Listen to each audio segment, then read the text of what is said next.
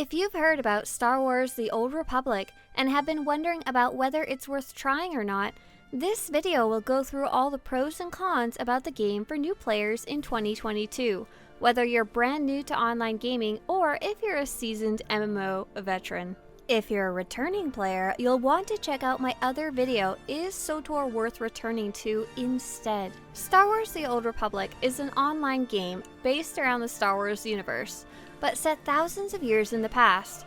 In the game, you can take on the role of a Jedi, a Sith, or even a bounty hunter or smuggler. The big difference between Star Wars: The Old Republic and most other Star Wars games is that you can play online with other people. It's a massive, multiplayer online role-playing game. While you're exploring the harsh deserts of Tatooine, or going through your trials on the Jedi homeworld of Tython, you'll run into other players, each with their own highly customizable character. You also have the option of participating in exciting group missions including 4-person flashpoints, 8-man operations, player versus player matches, or even just have a friend or two come along with you on your main story quests. In many cutscenes, you'll be able to see both you and any friends you have come along together in a living movie, where you get to see and hear your character and make decisions live. If you prefer playing alone, Star Wars: The Old Republic's main class stories are ideal for solo players, and the later story expansions are specifically built with solo players in mind. If you're a new player who's trying to decide if the game is worth playing, let's first go over the cost of the game. Good news, it's actually free. To download and play an expansive free demo of the game's first 60 levels and original classic story can be done without spending a single dime. New players who have never spent money on the game are referred to as free-to-play players, and although they have convenience restrictions, all 8 class stories can easily be accessed on a free-to-play account, and the original 8 class storylines are considered some of the best story content in the game. So if you're concerned about spending money on a game you might not like, Star Wars: The Old Republic might be perfect for you to try out. Personally, I played over 50 hours on my free-to-play account, and while there are some restrictions, I didn't find that they hindered my enjoyment of playing the storylines. They were mostly convenience restrictions, like being able to wear the few purple items I came across and being restricted to only being able to hold a certain amount of credits at a time. Free-to-play players have access to all the base game's stories, plus the first 2 expansions for free, including the Rise of the Hutt Cartel and the Shadow of Revan expansions. While some newer features are restricted to subscribers, others are hybrid, and you can take advantage of parts of them without having to subscribe. For example, in 2022 we got 2 really cool new features to the game. The first is called a second combat style, and that's really only available for subscribers. Free-to-play don't get it. But all players, including free-to-play, can take advantage of loadouts, which allow you to easily switch between all 3 combat disciplines. This doesn't have any restriction for free-to-play players. If you're worried about breaking the piggy bank down the line with all the expansions that are out, I've also got some great news for you. First off, the first 2 expansions, like I said it, completely free. You can then unlock all the current and past expansions simply by subscribing for just 1 month at about $15 USD. You no longer need to buy each expansion individually. Awesome. That means when you decide to subscribe, you'll get all 4 other expansions for only $15 and you'll get them permanently. You'll be able to continue playing them even if you unsubscribe the next month. Currently, there are 6 expansions total. They're called Rise of the Hutt Cartel, Shadow of Revan, Knights of the Fallen Empire, Knights of the Eternal Throne, Onslaught, and the newest expansion called Legacy of the Sith. The latest expansion's launch was pretty bumpy, but if you're a new player, a majority of the biggest issues related to it have been fixed as of update 7.1. If you're a returning player or longtime player, I really recommend you check out the other video as I'll go more in depth there. New players who have played other online MMOs will be pleasantly surprised about the interactive cutscenes in Star Wars: The Old Republic. The cutscenes really are like being in your own movie, and even better, a movie you get to make decisions in. Every cutscene is fully voiced and animated, and the main class stories are exceptionally good. There are also 8 different class stories to choose from, so if you choose to play a Sith Inquisitor, you're going to have a drastically different story than someone playing a Republic Trooper. Your class decides your combat style, your weapon, and your class storyline. The 8 you can play are the Sith Inquisitor, Jedi Knight, Imperial Agent, Smuggler, Sith Warrior, Trooper, Jedi Consular, and Bounty Hunter. In 2022, the character creator was expanded and some cool new options became available when it comes to choosing how you want to fight in the game. For example, you can play the bounty hunter's story, but have the fighting style of a sniper or a commando, something traditionally Republic. With some work, you can even unlock some really interesting options like playing the Jedi Knight story, but fighting like a sorcerer with lightning in combat.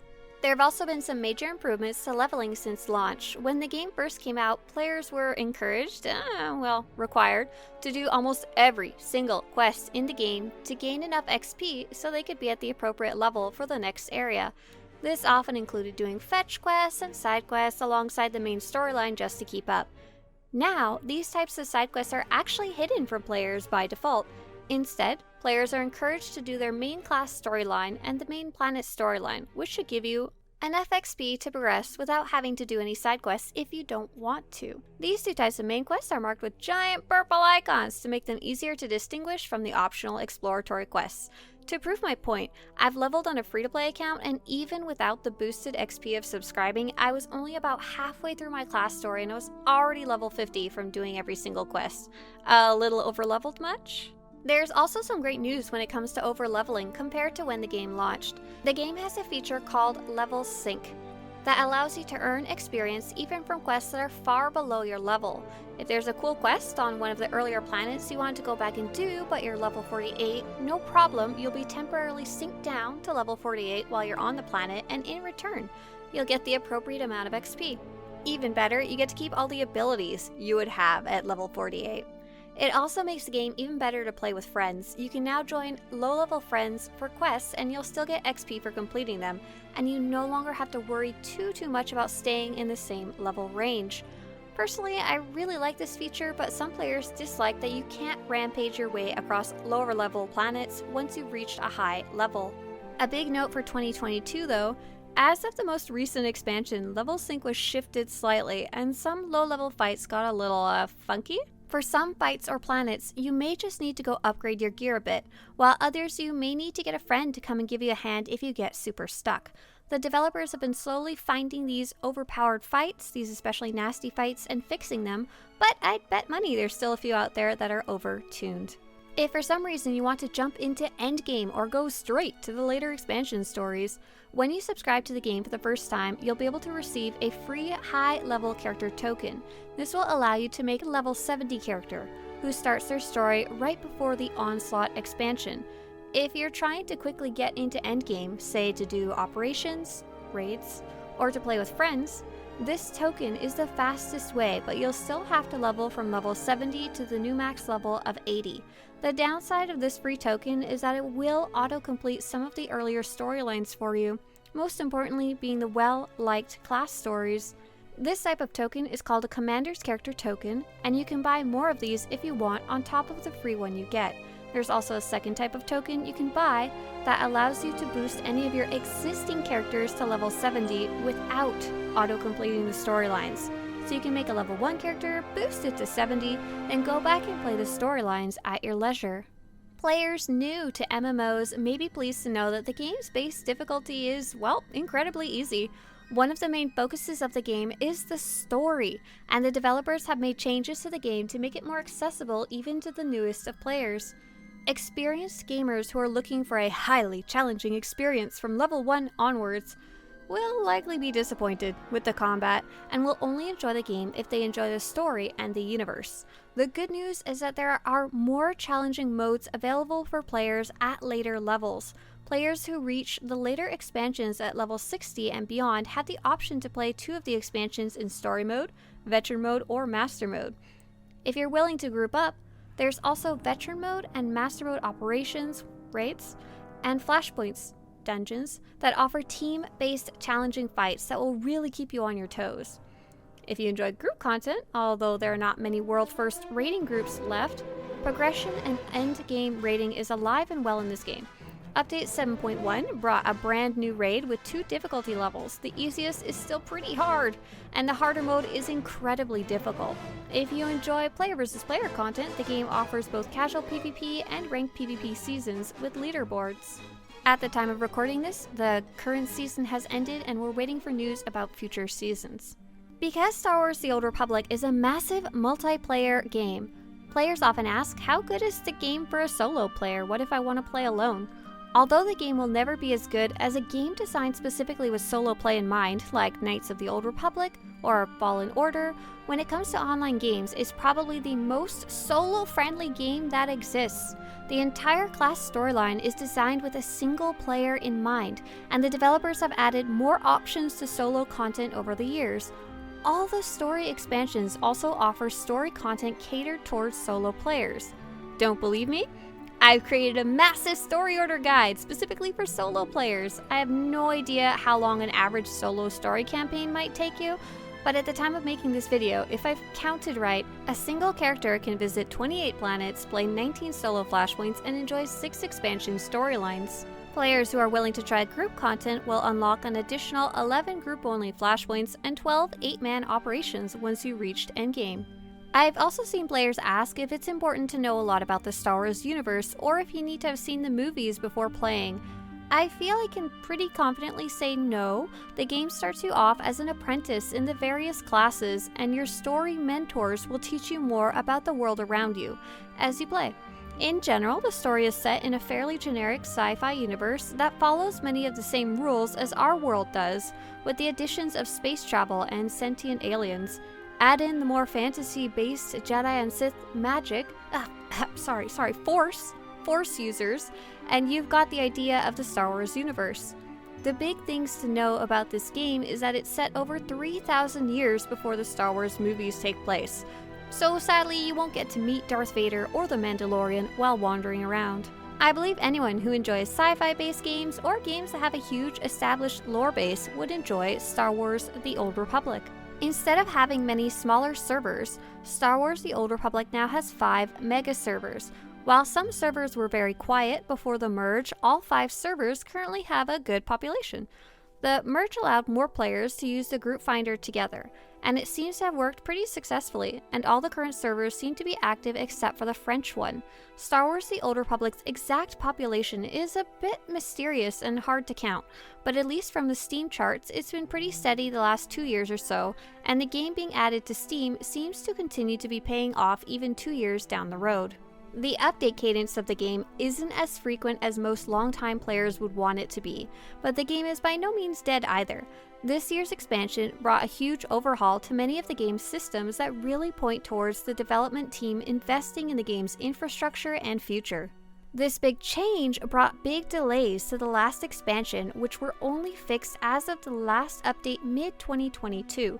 So we'll have to wait and see if the development team can catch up with a more frequent update schedule next year. You'll notice on the population chart in early July that there was a sudden drop in the population that wasn't tied to the normal expansion curve. This is due to the end of a special limited time event called Galactic Seasons that most players seem to be really enjoying. If you're not ready to start playing now but want to in the future, a good time to jump in would be when they announce the date for Galactic Seasons 3, as we'll likely see a bunch of returning players logging in during that time as they try and earn the new rewards. One of the nice things about the game being focused on story is that there is never a bad time to jump into the game. I often get asked if it's too late to join. None of the older storylines are removed or made irrelevant, so you can start at level 1 and play the story at your own pace, no matter how many expansions have come out since you started. It's never too late to jump into the game. New players of the game will have over 10 years worth of content to explore and enjoy. Even the stuff that got added this and last year, including a lot of throwbacks to the older Knights of the Old Republic games, will simply be available to you whenever you get there. As of the last update, there's been a ton of story teasers showing the different story threads that will be pulled in future updates. Another question players often ask is if it's too late to catch up with the more technical side of things, like, for example, gearing or just reaching level 80. Every couple of years, the entire gearing system of the game is reset, and all players have to start fresh at Endgame. This reset makes it really easy for players who haven't been playing for 10 years to jump in. You don't have to catch up with 10 years of gearing. One of the other big concerns I've seen about the game is the lack of endgame content. At the launch of the game, once you had reached max level, there was very little else to do in the game, and this lack of endgame content really hurt the game's population and reputation. It's been almost 10 years since the game's launch though, and a huge amount of content has been added since then. To give you some context, the game launched with a single 8-person group operation, and now the game has 12, including the one added this year. These operations are in addition to many other types of content that now exist, including 5 single boss operation instances, monthly events like the Swoop event, Bounty Week, and Rackle event, over 40 4-man flashpoints, many of which have a solo option available, and I'm really sorry, I've lost track of exactly how many there are at this point, just a bunch. 15 player versus player maps, 4 Galactic Starfighter player versus player maps, a solo tournament style fight pit called the Eternal Championship, repeatable heroics on almost every planet, and 12 daily areas that didn't exist when the game launched. So if you're worried about starting the game and then running out of things to do when you reach max level, I say good luck. Because even I haven't done every single thing available at Endgame yet, and I've been playing since launch. Now let's go over who might like or dislike this game. If you're a new player looking for great MMO story content, I think you will love this game. If you love Star Wars, I think you'll love this game. If you enjoyed Knights of the Old Republic, lower your expectations a bit and I think you'll enjoy this game. But it really isn't Knights of the Old Republic 3. I guess we'll see if the remake happens? If you liked the Disney Plus Star Wars TV shows like The Mandalorian or Kenobi and are looking for more expanded and adventurous lore like that, I think you will love The Old Republic. If you're looking for a game to play with a friend or significant other, I have personally enjoyed playing this game one-on-one with both friends and family. The game is especially good for long-distance play. Unfortunately, there's no couch co-op mode. If you're looking for a game with fun group activities, I would recommend this game's flashpoints and operations as being really fun, but I'd point out that the story and leveling content leans more towards solo players. If you're looking for top-notch, challenging combat, I wouldn't recommend this game. While positioning yourself can be important, you cannot manually dodge or evade attacks. The combat is similar to older styles of MMORPGs like World of Warcraft, and may feel a bit slower than newer style MMORPGs like Elder Scrolls Online, and won't be anything like extremely mobile games like Overwatch or Battle Royale games like Fortnite or Apex Legends. If you're looking for hyper-realistic, next-generation graphics, I would not recommend this game. With that said, I like the aesthetics of the game a lot and it can look really pretty stunning for an MMO if you have it running on the ultra settings. The development team has been slowly adding improved graphics to the game over time as well, but in the end, it's a 10-year-old game. If you're looking for a perfectly balanced, bug-free PvP experience, I would not recommend this game. With that said, both many of my friends as well as myself really enjoy the casual PvP in this game. If you're looking for a game that uses cutting-edge technology, I would not recommend this game. Due to rushing the launch of the game is stuck with an older engine and is not well optimized as it could be, especially compared to newer online games. If you're looking for a game that is 100% free to play, I will warn you that you may experience frustrations and will hit a paywall at around level 60 and at the end of the free expansions. But as I've mentioned, I've really enjoyed playing the class storyline on my free-to-play account, and if I decide to play the other 8 class storylines, I could easily clock over 200 hours in the game without spending a dime. If you have at least $15 to spend, you can unlock all the expansions permanently. If you're looking for a game where you can really customize your character, this game is great for that. The character creator itself isn't as expanded as some other ones I've seen, but there is a huge amount of armors, weapons, dyes, color crystals, all that kind of stuff in the game to really customize the way your character looks. It's very rare to see 2 identical characters. If you're looking for a game you can really invest into and play for a long time, even beyond the huge amount of story and quests that are available that I've already talked about, the game also has really extensive player housing that you can decorate, in-depth crafting, guilds, roleplay, and lots of other things that exist outside the game's main sphere of play. Because there are so many facets to the game, if you get bored of one, you can always check out another. If you're looking for a game where you can really connect with your character, Star Wars The Old Republic is great for that. When you combine its customization options with the movie-like cutscenes and the ability to make long-lasting choices, many players feel very connected to their in-game characters. If you're a new player trying to decide if you should try the game out or not, I hope by now I've covered enough to help you decide. The easiest way to get the game is to find it on Steam, or to go to swtor.com/download and it will start downloading immediately.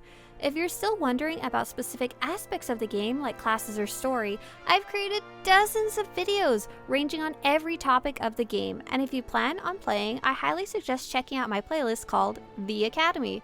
Good luck in the universe of Star Wars: The Old Republic, and may the Force be with you.